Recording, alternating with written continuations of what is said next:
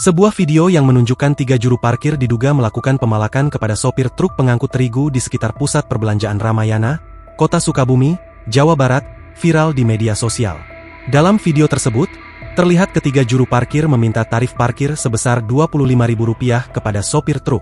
Kepala UPTD Parkir Dinas Perhubungan Kota Sukabumi, Gatot Setiawan, mengonfirmasi adanya dugaan pungutan liar yang dilakukan oleh juru parkir tersebut.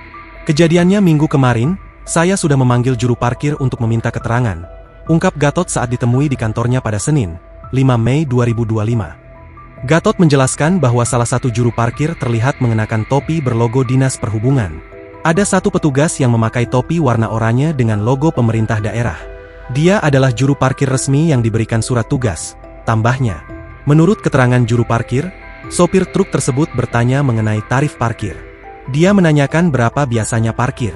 Kami menjawab antara Rp20.000 hingga Rp25.000, tapi tidak maksa, jelas Gatot. Sopir truk kemudian meminta kwitansi, dan juru parkir menuliskan tarif Rp25.000, meskipun sopir hanya memberikan Rp20.000. Tulisan Rp25.000 itu untuk rembes ke kantornya. Kami hanya menerima Rp20.000, jelas Gatot.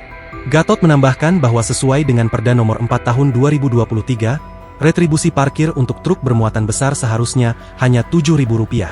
Seharusnya, tiket parkir diberikan kepada sopir, tegasnya.